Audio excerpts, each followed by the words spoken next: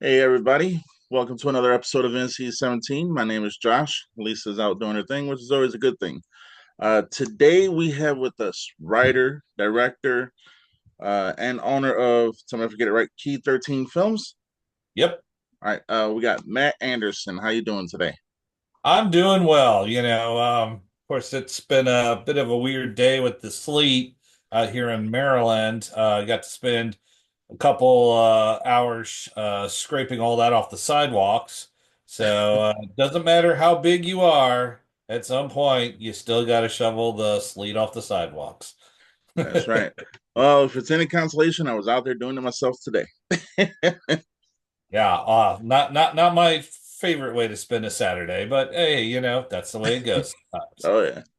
Uh, So let's get into like what got you into the physical media. Well, not physical media, but just media in general. Like your aspirations of being a director and a writer and owner. How did that come about?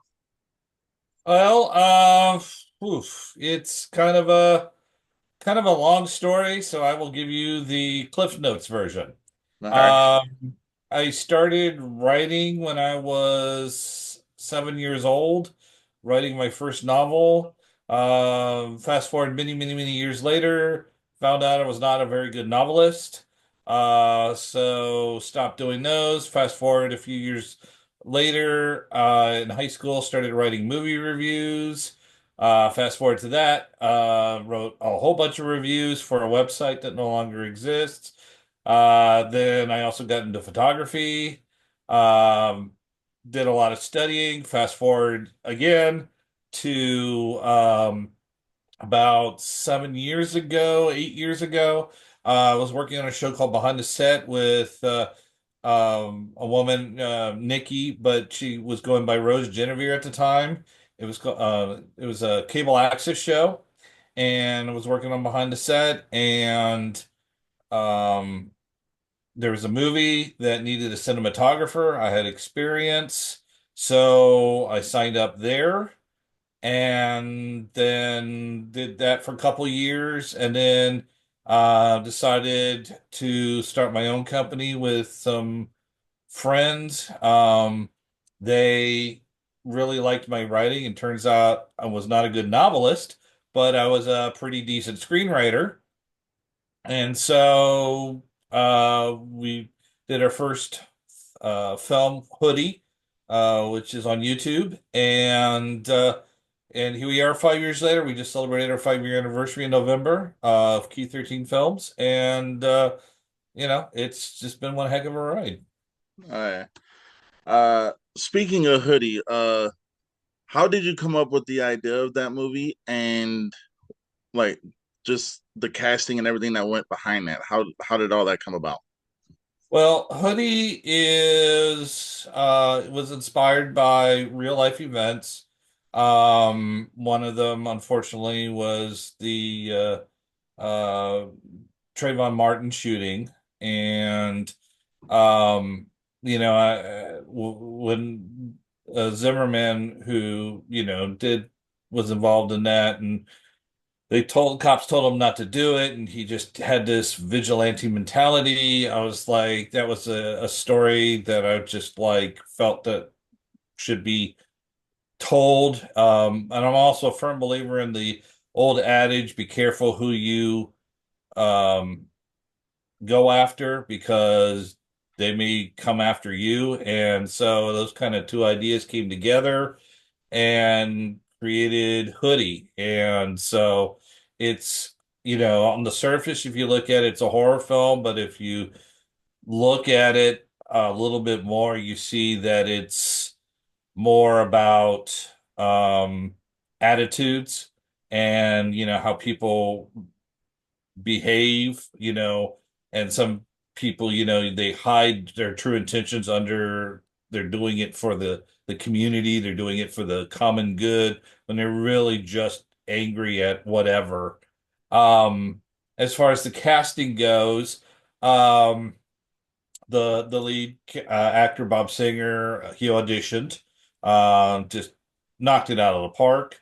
Tom Toohey, I actually had met through another film, and he did some acting, and so we brought him on, and he was very good. Matter of fact, that was pretty much really the start of a long friendship. He is very much a part of Key 13 Films. He calls himself my consigliere, which is what he is. He's my advisor. And then the rest of the cast, Jeremy Ogre Amos, he was a friend of the cameraman. We actually got Tom's wife to play a role because the person that was supposed to play the role didn't show up, and we just put it all together, and it was our first short. It's won a few awards. We wound up doing a sequel, Paralyzed, and then we combined the two into which is on the Key 13 YouTube page and on our website, Hoodie 2.0. And then eventually we are going to do a third installment, but unfortunately, the actor that we were going to have for part of the third installment passed away, so I have to find a different way to tell the story. So, it just, was just a lot of really good things just all happened at once, and next thing you know, we got it, and then we made that, and this was right before COVID, so we were just getting ready to start rolling, and then COVID hit and derailed a lot of things. Yeah. Speaking of COVID, that was that time for like media in general was such a like a scared time because you never knew when it was going to go back up and everything like that. When the world was going to revitalize, I guess. Uh, in that time, how did you keep the your part of the industry? How did you keep that alive? Well, we tried a couple of things. We did we were gonna do a 5 episode project called the Comic Book Project. And what we did is we took a comic book that I loved called Elementals, and we hired a bunch of actors, and we recorded at the Noise Pit, owned by Rick Germain, who is also an actor in the Elementals project. Um, we did the first episode, and then COVID really got big, and the person that was helping me edit that had to leave the company due to personal issues, as well as I just didn't have the time because we were already in post-production of a serious profession, which unfortunately um I had to take that over because that person was also going to edit Serious Profession. We did Serious Profession kind of on the cusp of it.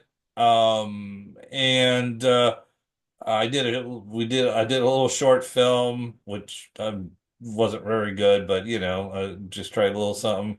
And we just tried to keep things going until the COVID restrictions got lifted, and by that time we did the proof of concept for our film Heavy Duty Man, and then COVID lifted and we started production on Key. So, we tried to keep it going. We had a show called Terribly Awful that we were doing at the time.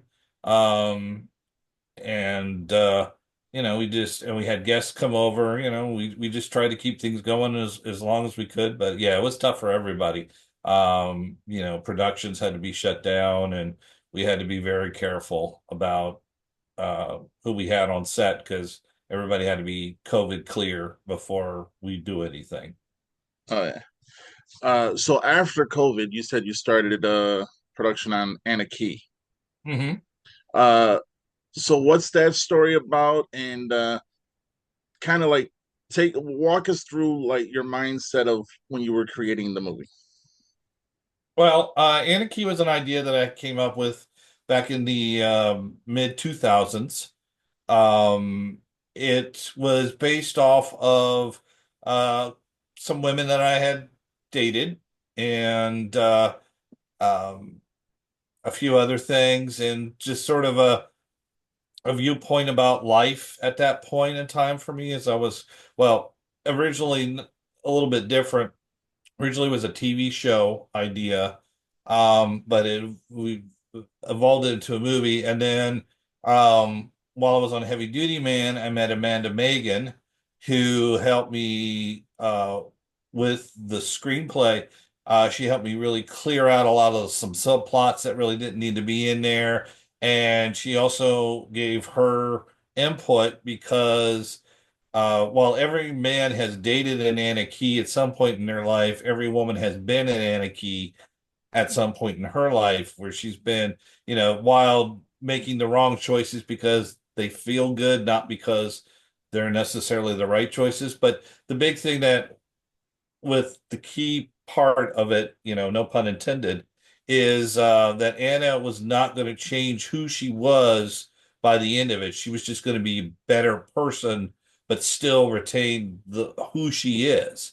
And that was very important. Amanda was a very big part of that. That's why she has co-writer credit on Anna Key. And she was also the director. So, you know, I knew Amanda was kind of wanting to do directing, and definitely, if you can get Amanda Megan on your show, she is a really interesting person to talk with. Um, and so, we figured it out, and then we brought in Jesse L. Green, who's a mainstay. We hired an actress, Abigail Hendricks, who was just absolutely amazing. Even though she was not what the character looked like. Um, but she was just such a good actress that she completely took over that role. And we made, the screenplay won multiple awards. The movie itself has won some awards. And we're about ready to start doing the final touches. I have to do the subtitling, and we're going to try to find distribution. We're just waiting on one last award, the Maryland Film Festival, see if we get in, and hopefully we do. And but yeah, we're about ready to launch that. And it's very different. We had Serious Profession before it, and a Key. The big thing about Key 13 Films is that we really tried. We didn't want to make the horror film route. Not that we have any problem with it. We love Right. horror film. Yeah, the question a lot of shows always ask me, who's your favorite horror slasher icon? It's Michael Myers. It always has and always will be. No matter how bad the Halloween movies get, it don't matter if they put Halloween in space. I will watch it. I have watched Busta Rhymes, yeah, resurrection. I've got no problem with it, but we didn't want to do that when we first started the company, and for better or for worse, that's the path that we took. So we did Serious Profession, which is a crime drama, and a Key, which is as we like to call it, an intricately complicated love story. And then we're gearing up production on Following with Jordan Hunley, but we also decided that we wanted to do some horror films as well, or some kind of grindhousey genre films. So, there's Heavy Duty Man and these things, which I'm sure you'll have questions about those. Yes. If we can, let's take a moment and speak about just like the overall casting of like all your movies. You seem to gravitate toward the people you know you're going to work with the best, but you seem like the type of person that gives everybody a chance. Let's go with Jordan Hunley, who was a guest on a show recently, and again, thank her for that. Uh, First time meeting her, how did that go? Well, the thing about both Key 13 and our Cinephoto photo line, which is our more grindhousey stuff, it's always the acting. Who best makes us believe they are that character?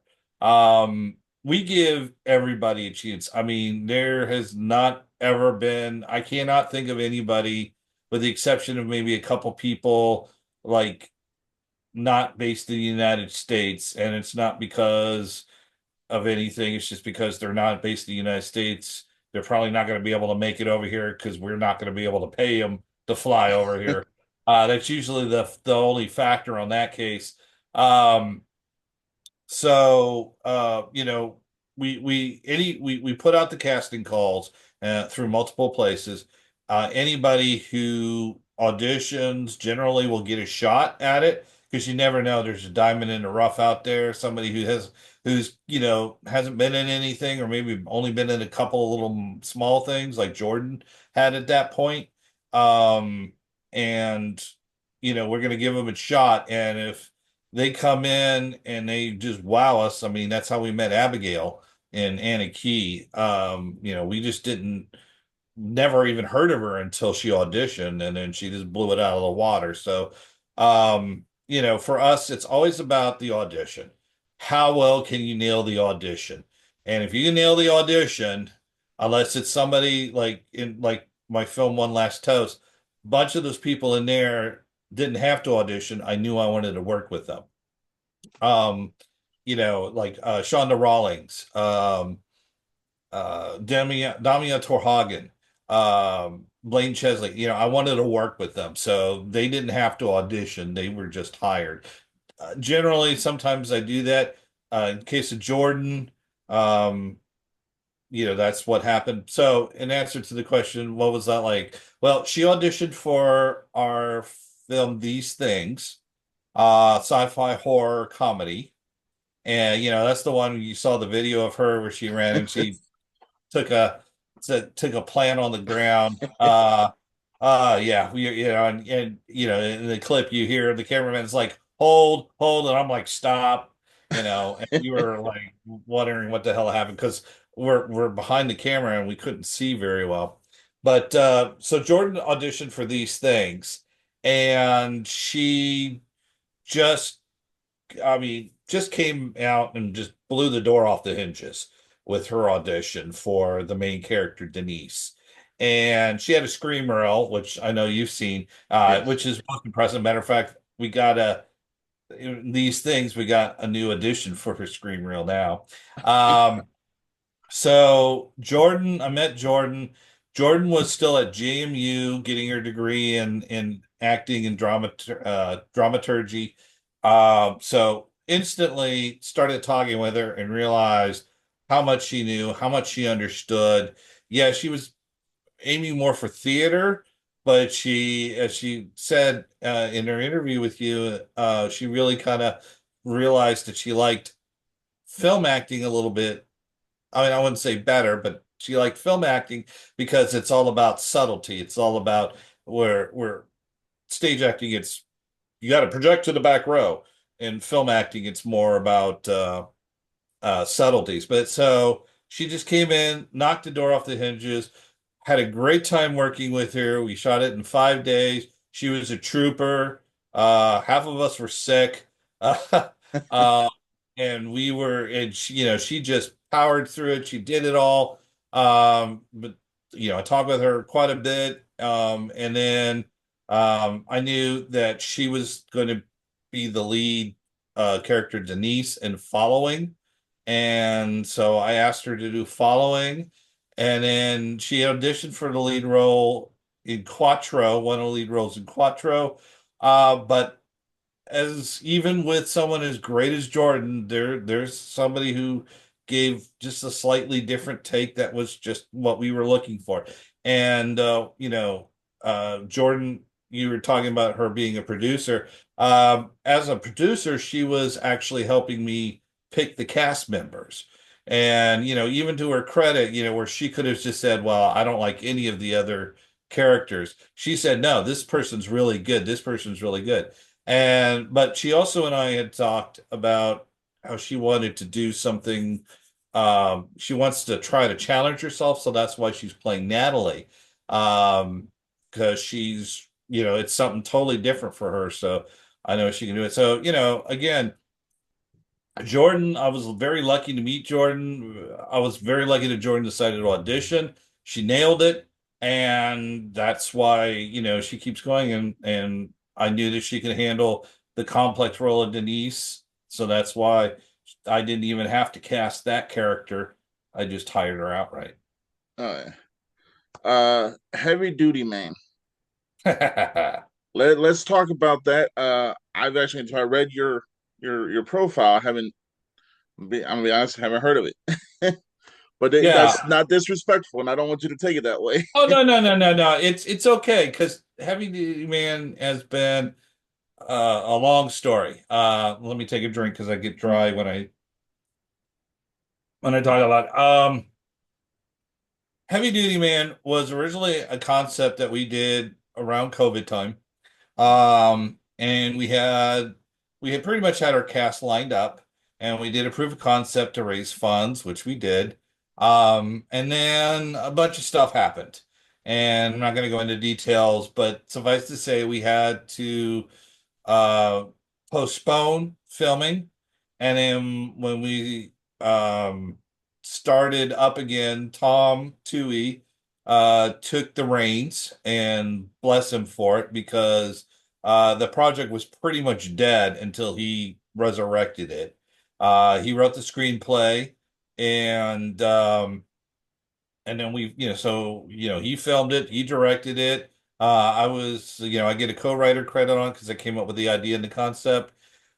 He did a great job, and we finished filming, and then unfortunately there were issues with the editing, and so we basically had to do go through a bunch of things. Finally got it edited. It's now actually in his hands, doing his reviews for his notes, and we'll make adjustments. So, Heavy Duty Man is going to come out this year. It's just just making sure that we get it right, and it kind of it was very popular for a while, and then it kind of fell off the radar just because of all the delays that happened with it, and I that's the one thing about trying to do this virtually on your own, is that there's a lot of stuff. So, and there's a lot of moving pieces. Key 13 isn't necessarily everybody has to work for me. People come onto a project, they work on it, and then they move on to other projects if they're not interested in the next one. So it's a got a very Toxic Avenger vibe. A lot of people are excited to see it. I'll be finally glad to be able to release it once Tom makes his notes on it and says, "Okay, we're good. Let's put the titles on it and let's launch this bad boy." All right. Let's talk about the.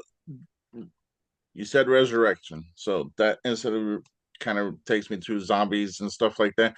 Let's talk about the Resident Evil documentary. Okay. Uh, What? Go ahead. No, I'm Oh, sorry. no, no, no. You go ahead. Go ahead. Ask your question. Oh no, Sorry. I was just gonna say how did that come up about? You know. Well, Brendan Salisbury, who is the director and creator of the project, came to me, asked for me to produce it. And so that's pretty much what my role was the producer. Just handling the money and just working on like getting locations and things like that. Um, this was very much a passion project for him. And he was very dedicated. Um, uh, I guess that's the word. He really wanted to tell the story, and it was a really good story. It was an interesting story. So I actually have a little bit of a cameo in there. You see the back of my head as an evil corporate executive. So I was playing myself basically.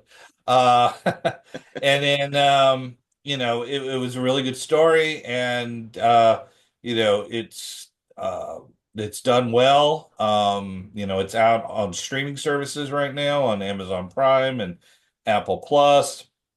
And it tells the story of George Romero's Resident Evil movie that never got made.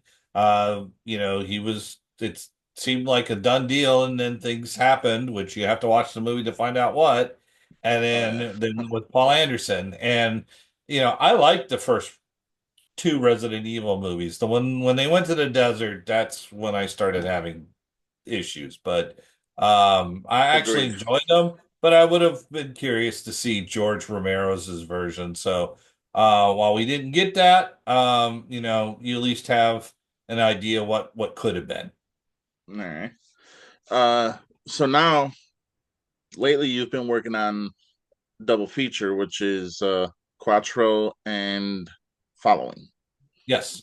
Uh, you got an Indiegogo right now, right? Going Hmm. for that. Uh, we'll let you plug that now or later or both if you want. It's up to you. Okay.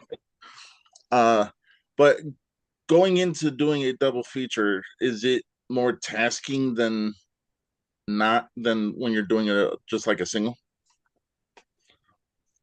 The decision, I've joked about this a few times. The decision to do it as a double was to pool the resources because we had a lot of overlap on different things. So in some ways it is easier because you've got it all kind of combined together.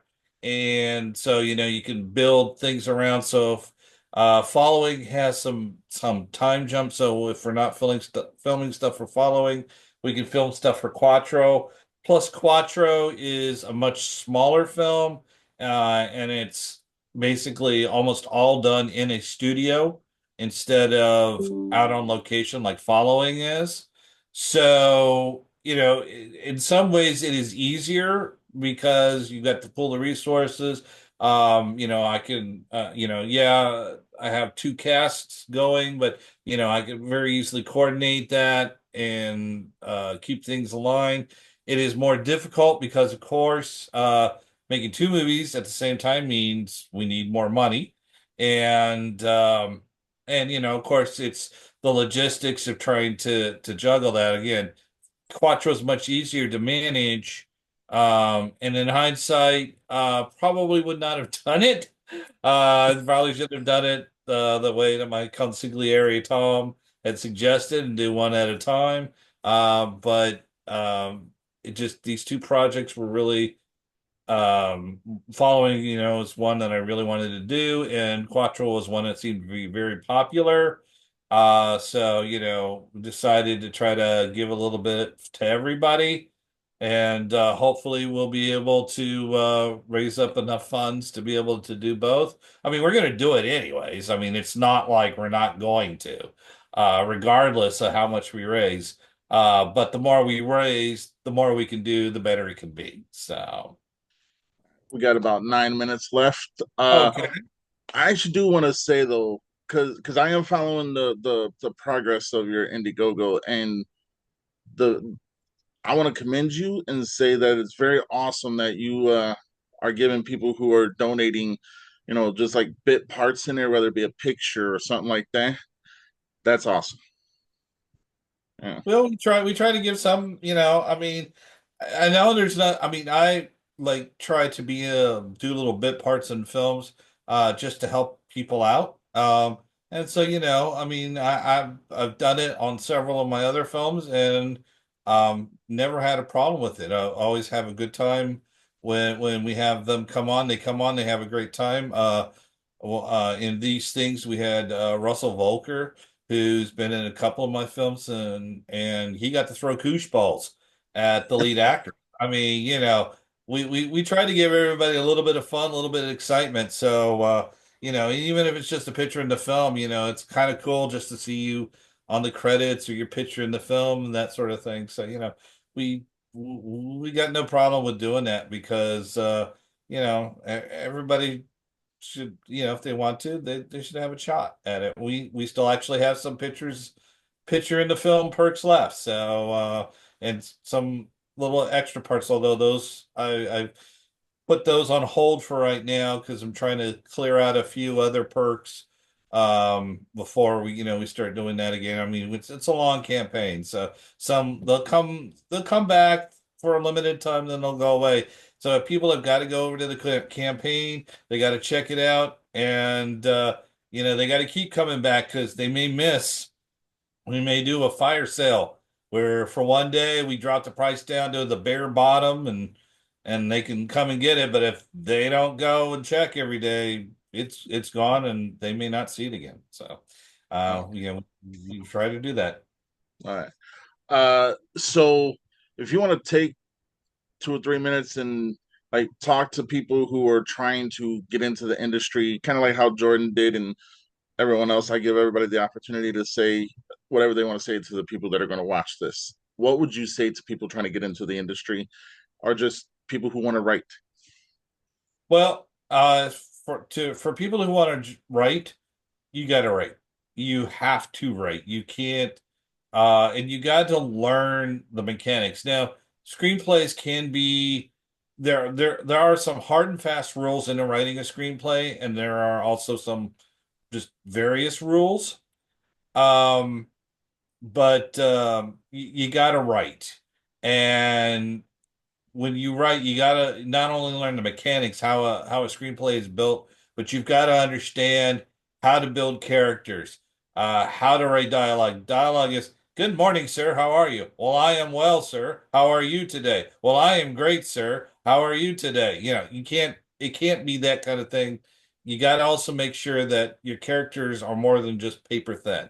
Yeah, you can do it, and there's a lot of fun movies out there that, paper thin everything, but not if you really want to really make an impact, you got to make something. Quentin Tarantino made his impact with his dialogue. Robert Rodriguez, it was his visuals and his grittiness, and they're both writer directors, so they knew the medium they wanted and they did that. And you got to figure what you want to do. For anybody getting into the industry, there are so many productions out there, not just mine. There's Fuzzy Monkey Films, there's Absurd Production Pictures, there's Slasher 15. I mean, there's so many people out there, and there's little groups like, and Matt Burns is doing a lot of stuff. I know he's going to be on your show here in a little while. Matt Burns is always involved in production. So if you really want to get into movies, as an actor or just doing stuff, just look around, check out the groups on Facebook and other places. Check with your friends. If you know a friend who's in a film, ask them. Even if it's just a bit part, even if you're just there as a production assistant, helping out, bringing water and just learning the thing. You got to be involved. You got to jump in and you got to do it. And if you show that you can be a valuable part in whatever way it is, and I'm not just talking money, I'm talking, time and effort and energy and support and just being generally helpful and positive. You never know what you're going to wind up doing. You might suddenly find yourself in as a little bit higher position, a different role. They may even let you, somebody might say, "I kind of like your vision. Let's give you a shot at writing this or directing this or doing sound on this or something like that." If you show an aptitude, if you show a willingness to learn, and that's the best thing, is you go in, positive attitude and a willingness to learn, there's no limit to what you can do. All right. Speaking of Fuzzy Monkey Productions, I just watched Killer Camp Out 2. Hmm. And I'm actually going to be giving a review of that on the show tonight or tomorrow. But I did talk to one of the actresses, Melissa Sep Sempenzi. I don't want to mess up her name. Melissa, Oh she's in yeah, there. I know Melissa. Yeah. Yeah, she plays Nancy. She agreed to come on the show. We're just gonna figure out a time and a day. Uh, Before like I go on, I just want to say I'm all about the independent film. You know, like I love Hollywood blockbusters and stuff like that. And Halloween happens to be my favorite genre, my favorite one too. But I don't want to show you my yeah. Halloween is my favorite one. But to me it's the meat and potatoes has always been the independent scene because you guys you to me it's not about like I know Hollywood gives what they give, but you guys have to me seems like you have a more passion for it because I know a lot of Hollywood people is like I want my money. You guys are like, hey, we want to do this because this is what we love, and I respect the hell out of that. Yeah, All right. you can't be an independent filmmaker and expecting to make blockbuster dollars. Um, you know, my dream is that I make these films, one of these films does well, and it gives me an opportunity to do bigger and better and more expensive productions.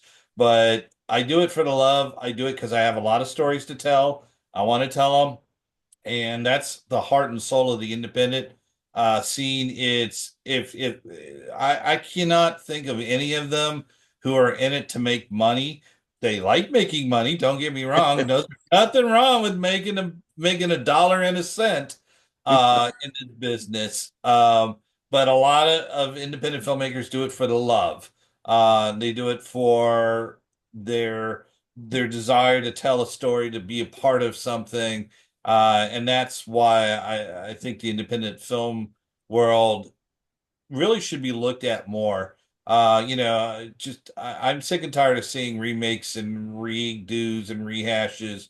I think that's the independent scene is where you're going to find the interesting, new, and different ideas. That's why, we're doing Following Quattro. Yeah, the stories may be similar to other things, but I think I have a different take on it. So do the cast and crew, and that's what we're here to do, is to bring something different to the masses out there, because there's so many good films that get overlooked, and there's so many bad films that get celebrated. It's independent. I agree with you. Independent's where it's at. If you want a different storytelling and something interesting, you got to come over to the independent world. All right, we have about 1 minute left. If you want to take a couple seconds to plug your socials, feel free. Okay, well, it's real easy. We're on Facebook, Key 13 Films, the photography end of things, Key 13 Studio. We also do video production there. That's also on Facebook along with Cinephoto. But the simplest way to find everything that we've got everywhere is www.key13film.com. We have links to everything that you could possibly want to know about us, including our Indiegogo page. It's all there. So go there and you'll get what you need. All right. I want to thank you for coming on. And until next time, stay NC-17.